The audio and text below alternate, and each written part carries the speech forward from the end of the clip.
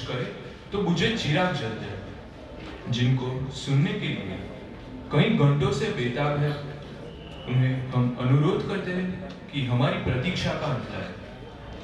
उनके लब से उनका परिचय है। ऐसे ही हमारे आज के अतिथि विशेष श्री आरपी भोई सर को मैं निवेदन करता हूं कि वो विद्यार्थियों को आशीर्वचन दें।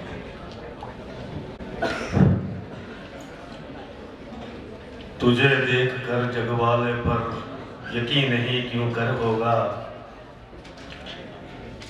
तुझे देखकर जगवाले पर यकीन नहीं क्यों कर होगा, जिसकी रचना इतनी सुंदर वो कितना सुंदर होगा।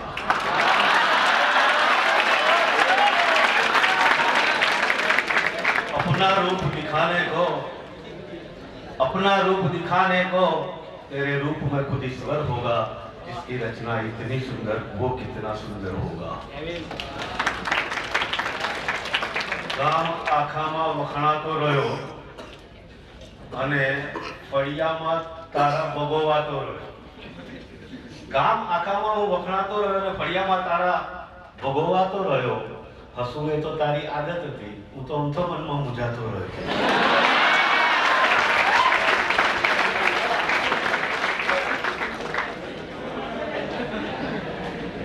Dear Madam has introduced me in a number of ways. Many adjectives were used. The posts that I hold at present, they were all mentioned. But I would like to add something to my own introduction myself. And you take it for granted. I am not a man of chairs. I am a man of cheers. ગુજરાતીમાં કહી દો ભાઈ, હું ખુરશીનો માણસ નથી, હું ખુશીનો માણસ છું। Once a Supreme Court judge in America was traveling by a train.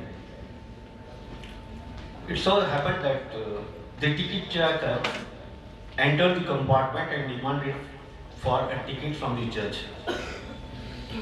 The judge just fumbled, tried to look into the bag, but he could not find out his ticket.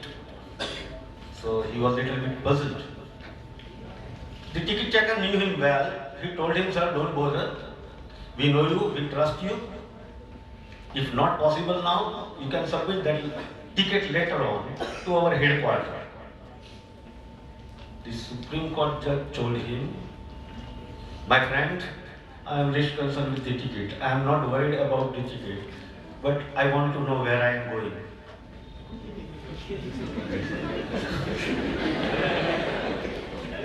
તકલીફ પડે થોડી, બરાબર છે। એ સુપ્રીમ કોર્ટ જજ ટ્રેનમાં મુસાફરી કરી રહ્યો તો પેલા ટિકિટ ચેકરે આવીને કીધું, સાહેબ ટિકિટ બતાવો।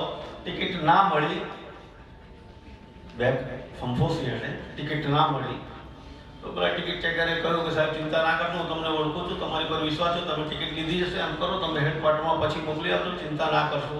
તો પેલા જજે કહ્યું, ભાઈ હું ટિકિટ એટલા માટે શોધું છું, તને બતાવવા માટે નહીં, મેં લીધી છે એટલા માટે નહીં, પણ હું જોવા માંગુ છું કે ક્યાં જઈ રહ્યો છું। સૌપ્રથમ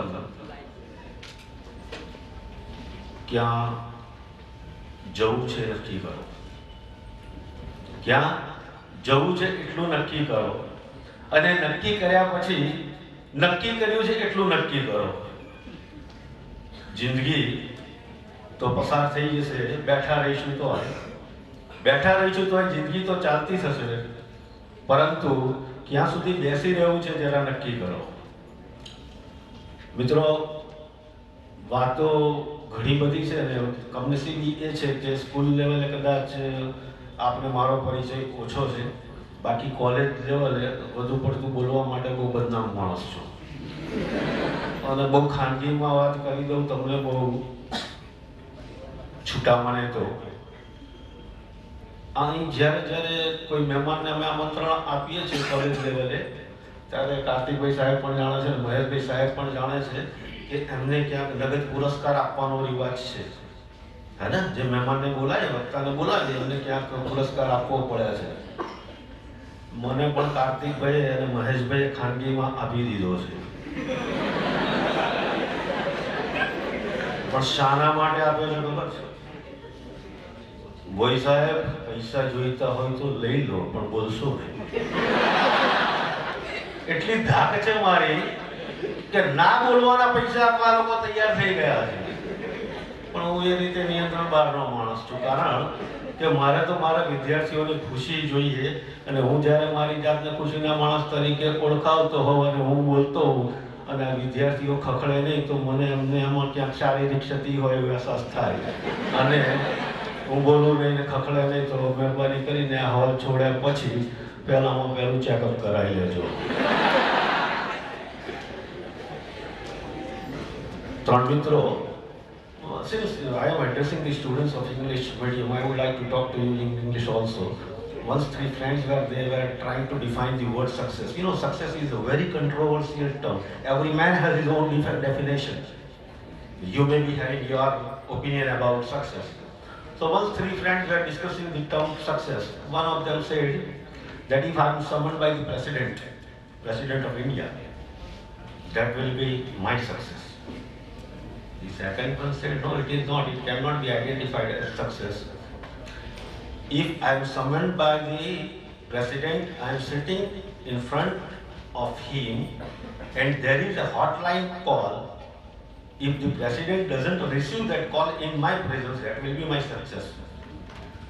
And the third one said, no, both of you cannot be called successful people. My definition of success is different. If I am summoned by the President, I am sitting in front of him in his office and there is a hot call. That President picks up the receiver, hands it over to me and says, sir, it is for you. That is success.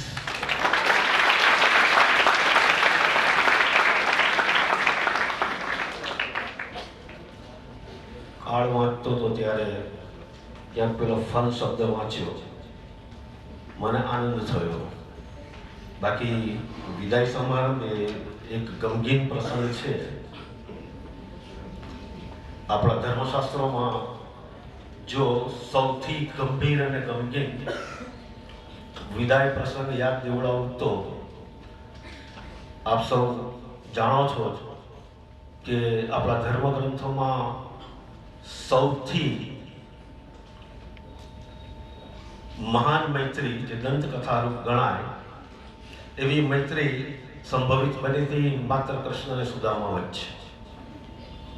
એ પેલા ઋષિના આશ્રમમાં માત્ર 64 દિવસનો સહવાસ, અને 64 દિવસમાં એટલા બધા ગાઢ મિત્રો બની ગયા કે જેમની મૈત્રી આજે પણ વારંવાર ઉદાહરણ તરીકે ટાંકવામાં આવે છે. આગળની વાત તમે જાણો છો, પેલો સુદામા બિલકુલ ગરીબ, જેને ઘેર ખાવાના સાંસા હતા, એની પત્ની અને નાના બાળકો ભૂખે મરી રહ્યા હતા. બાળકોના પીઠ અને પેટ એક થઈ ગયેલા, એટલી ગરીબી હતી. ખાવાનું નહોતું ઘરમાં, અને એની પત્નીએ કહ્યું કે તમારો મિત્ર છે, રાજા છે, જાઓ એમની પાસે, આપણું આ દળદળ, આપણું દરિદ્રતા મટી જશે, તમે ત્યાં જાઓ.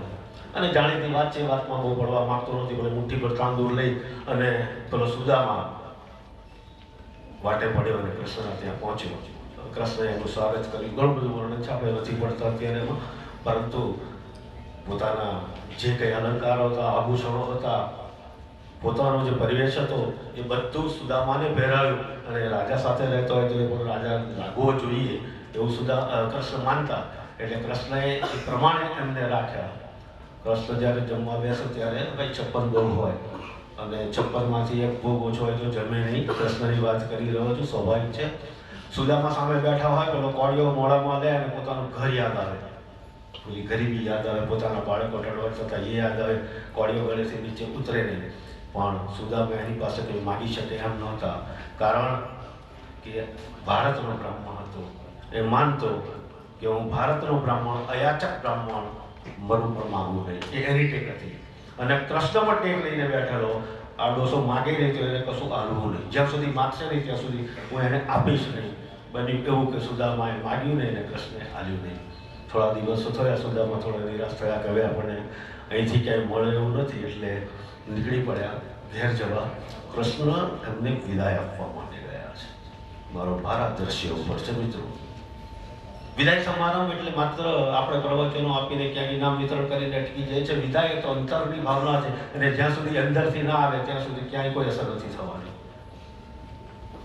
કૃષ્ણ સુદામાને વિદાય આપવા ગોમતી કિનારે જાય છે.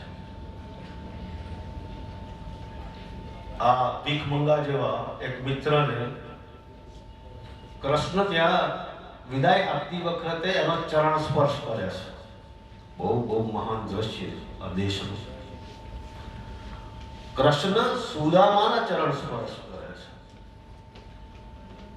ત્યારે સુદામા કૃષ્ણને આશીર્વાદ આપે છે. કૃષ્ણ, હું તારાથી મોટો છું એટલે સુદામા મોટા હતા ઉંમરમાં. હું તારાથી મોટો છું એટલે, હું એક બ્રાહ્મણ છું એટલે, અને સૌથી મોટી વાત કે તું મને મોટો માનું છું એટલે એક વાત કહું.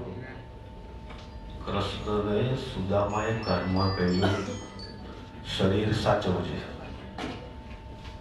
શું બોલેલો એ? શરીર સાચવવું. ભાઈ જરા આપણે આપણા પૂર્વ આગળ જે મા બાપ દાદા દાદી હોય એમને જરા યાદ કરો. જો તમે ઓબ્ઝર્વ કર્યું હોય તો તમે બહાર નીકળ્યા હોય ને ત્યાં રેલવે સ્ટેશને મૂકવા આવ્યા કે એરપોર્ટ ઉપર મૂકવા આવ્યા હોય તો સીધું બોલતા હતા, બેટા હાથ પાવડો સાચવજો. This were the word exact word are coding. આજે હરિવાર જતા રહ્યા છે. પ્લેનમાં બેસો ને મૂકવા આવ્યા હોય તો પેલું જરા પાસપોર્ટ સાચવજો, પેલું ગ્રીન કાર્ડ સાચવજો. કોઈ એમ નથી કહેતું કે ભાઈ હાથ પગ સાચવજે, તારી તંદુરસ્તી સાચવજો. મિત્રો, આજે હું તમને આ કહેવા માંગુ છું. સાહેબે મહેશભાઈ સાહેબે જે વાત કરી કે અકસ્માત ના થઈ જાય, કારણ કે આ પ્રકારની દુઆઓ જરૂરી છે. બાકી मौत भी मुफ्त में नहीं मिलती दोस्तों. जीवन की बात छोड़ो यार, जीवन जीववा માટે તો ઘણું બધું જોઈએ. मौत भी मुफ्त में नहीं मिलती दोस्तों, उसके लिए भी कोई दुआ करने वाला चाहिए. उसके लिए भी कोई दुआ करने. जीवन માટે તો જોઈએ દુઆઓ, પણ આપણે દવાખાનામાં જોતા હોય છે રીબાત હોય લોકો, ખબર છે ને મોત નથી આવતું. ઘણા સંબંધીઓ કુટુંબીઓ પ્રાર્થના કરે કે ભગવાન કંઈ છોડાવે તો સારું. એના માટે પણ મૃત્યુ માટે પણ દુઆઓ કરવી પડે છે. તો આપણે તો જીવન બનાવવાનું છે, જીવન ઘડતર કરવાનું છે.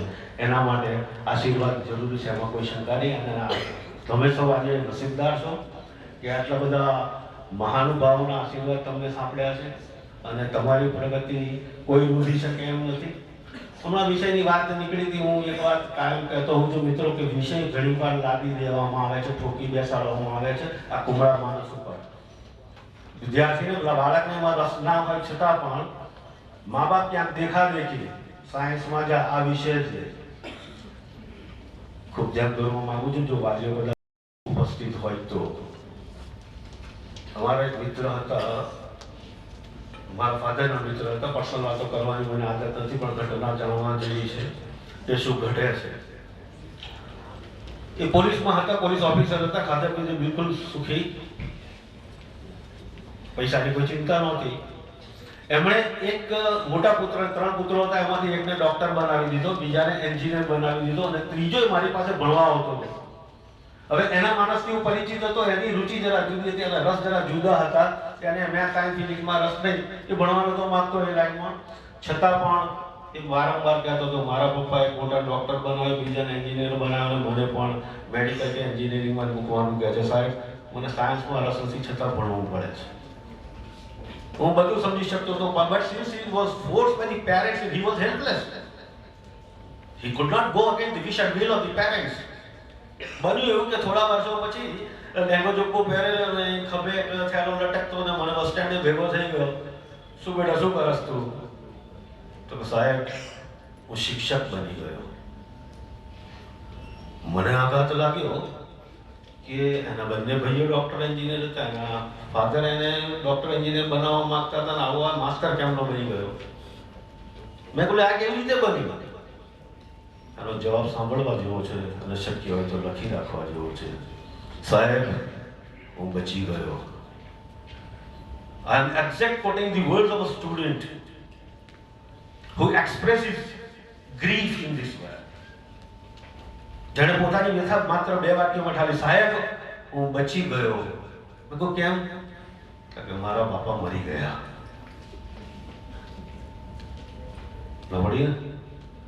અલ્લાહ એ બાપ પર કેટલી નફરત હશે વિદ્યાર્થીને, એના માટે દુઃખની વાત નહોતી. એના શબ્દો બતાવે છે કે જો મારા બાપ ના મર્યા હોત તો મને મારીને ડોક્ટર કે એન્જિનિયર બનાવત, જે મારે નહોતું બનવું. પણ સાહેબ હું બચી ગઈ. બહુ ખરાબ ઘટના છે, ખરાબ ઘટના છે. હું કોટ એટલા માટે કરું છું, આ મા બાપને આની પરથી લેસન લે, કારણ કે આજીવન એ નફરત કરત પોતાના મા બાપની વાત નક્કી હતી. બાપ મરી ગયાનું દુઃખ નહોતું, એને આનંદ હતો. સાહેબ હું બચી ગયો. આટલે હદે સુધી આપણે કશું ઠોકી બેસાડવાની જરૂર નથી.